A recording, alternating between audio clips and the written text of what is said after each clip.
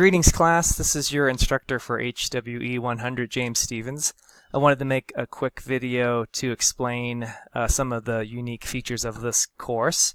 Many of you are probably already familiar with D2L, so I'm not going to go into super in-depth onto all of its tools. If you are new to online learning, I do encourage you to complete the Introduction to Online Learning orientation as soon as possible.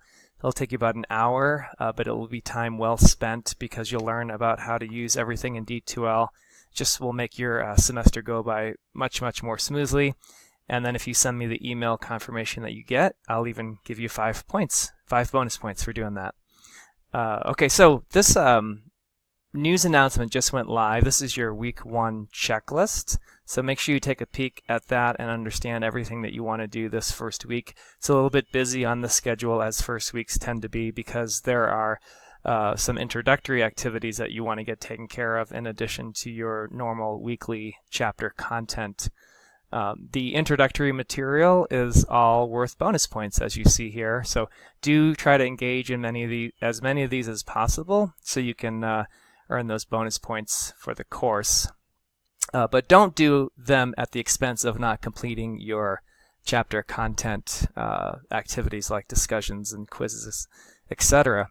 So let me start off with discussions. One thing that is unique about this course and that you want to read through carefully is the rubric, so you understand how points will be awarded and how points will be taken away. You do want to make sure you get your initial post in before Fridays at 11:59 p.m. Our class schedule week begins on Tuesday, so that gives you 4 full days to make an initial post, and you can read all about what's required for the initial post here. And then you have to make 2 peer responses, and the peer responses can be done at any time later during the week. So there's no penalty for a late peer response, just for your initial post. And then also your 2 lowest discussion post scores will be dropped, and that will happen later in the semester. So if you have a bad week or just don't do well on any 2 topics, you will get the 2 lowest scores dropped. You only have to participate in 14 topics for the semester. So it's a little more than 1 per week, because we're a 13-week course and there are no discussion topics in the last week. So you have to do a little bit more than 1 per week, but no more than 14. You don't get bonus points for extra discussion topics. Okay, let's move on to the Dropbox. This is a point of confusion for many students, the way that I have it set up. You're probably accustomed to having to do homework assignments every week. In this course, I have 4 sets, as they're referred to as, 4 homework assignments. You have to complete 1 assignment per set. The first one has a due date of February 19th. Okay, so even though there's a homework assignment for each week in the course, you're doing 1 roughly every month of those homework assignments. Okay, and again, it's kind of like the discussions. If you do more, you don't get bonus points. So please just submit 1 completed homework assignment to each corresponding set. And as you can see here, you have the due dates for those sets. The 3-day diet analysis is a mandatory assignment. That's not optional. And everyone has to complete that by April 11th. Down the bottom here, we have some of the bonus point activities. Some are in the first week, and then there's a final exam review sheet that is due by the end of the semester. So that's the Dropbox. Quizzes. Here is where it's probably going to be very different than your other courses. This first week you have an introduction quiz. It's again worth bonus points. And then we see down the road in the future there's a final exam, but nothing in between. You're probably saying to yourself, what? There are no quizzes? But wait, the schedule says that there's quizzes. The quizzes are linked to the soft chalk lessons. So let me go back to our home page. I sent everyone out an email about the soft chalk lessons, and basically that email is this news announcement that you see here.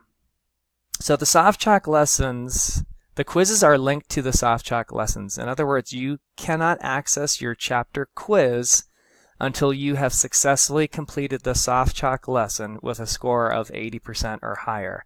Now you do have unlimited attempts on each soft chalk lesson. Once you have that 80% or higher, and you can see your score in D2L for the soft chalk lesson, then the quiz is triggered to open for you. So you won't see any quizzes available for any weeks of the semester until you've done the soft chalk lesson for that week. So that's a natural starting point for you if you want to ensure that you get that grade of 80% or higher, which then will open your quiz. You might want to set that up as one of the things that you do earlier in the week. Then you can continue studying. You can always go back and take the soft chalk lesson again. You can do the optional chapter review sheets. Maybe you take your quiz on Saturday or Sunday, and then there's even Monday if you need that extra day. Now, just a couple things about the soft chalk lessons is they don't work very well, or they only work well with certain browsers. Firefox and Chrome are the ones they work the best with. If you use other browsers, like Internet Explorer or Safari, they don't open correctly. You won't see this box open up, and you won't have a finish button at the bottom of the page. So you'll do all that, and it won't actually register in D2L. 99 times out of 100, when students encounter problems, it's because they're using the wrong browser.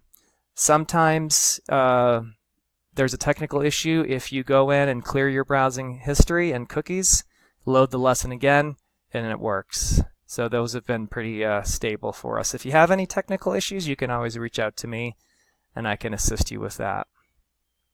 So that's how you access the quizzes. I have a FAQ here, frequently asked questions, which answers many of the things that we've just discussed and other issues that you might encounter this semester. So if you would kindly check here first before you email me, chances are very likely that the answer to the question that you have is within this FAQ. Let's see, what else? We did discussions, Dropbox, quizzes, FAQ. Let's take a quick peek at content. Every week is essentially set up the same way. So every week, aside from the first week, has those introductory activities. But every week will have your lecture, PowerPoint slides, the soft chalk lesson, and then for most weeks, for most chapters, I have a video that I've made, much like the video that you're watching and listening to right now, on that week's chapter. There are typically 2 discussion topics per week. Remember, you only have to participate in 14 for this semester. The homework assignment for each week is located, again, within the weekly chapter module. When you finish the assignment, you will upload it to the Dropbox. There is an optional review sheet. Again, that would be something that you might look over before you take the quiz. I think I forgot to mention the 2 lowest soft chalk lessons and the 2 lowest chapter quiz scores will be dropped. There's roughly 14 of each of those as well. So the 2 lowest discussions, 2 lowest soft chalk lessons, 2 lowest quizzes will all be dropped from your final grade. And again, the quiz will not show in your module until you get an 80% on that soft chalk lesson. And then there's some websites, if you have extra time, you can go and visit, but those are not mandatory activities. And these are our 13 weeks of the semester. There is a slight nuance with the spring breaks being non-consecutive between the Larimer campus and the Westminster and Boulder County campuses. So the way that we're going to handle that very easily is we're going to combine weeks 7 and 8. So there'll be 2 weeks of content will be spread out over 3 calendar weeks. And so this permits you as the student, whether you're at the Larimer campus or the Westminster campus, it affords you those 3 weeks on the calendar to complete 2 weeks of chapter content. So everyone gets to take a spring break. I'm not going to tell you when to observe spring break. You'll decide that on your own. But you do have 3 weeks on the calendar to complete these activities. So feel free to take a week off in that time frame. I'm happy to answer any other questions that weren't covered In this short video, I tried to just go over the highlights and things that are unique about our course. Please do read the news announcements. There's a lot of them, I know, in the first week, but they're meant to help you to be successful. When you're done reading it, you can just X out of it, and you can always go back and read old news announcements here. Oh, one more thing. So there is a checklist that I've provided this week as a news announcement. However, within our content modules, you'll see that there is a checklist for every week. It's a little bit different than maybe some of your other instructors online are using the checklist tool. I prefer to use this checklist, but it's below the description for each week's content. So if you're wondering what you need to do for that week, you can see your weekly checklist here. All right, that wraps it up. Have a great first week in the course. Let me know how I can be of assistance, and make sure you get your introductory post in. I really enjoy reading those and responding to everyone. Have a great first week. Bye.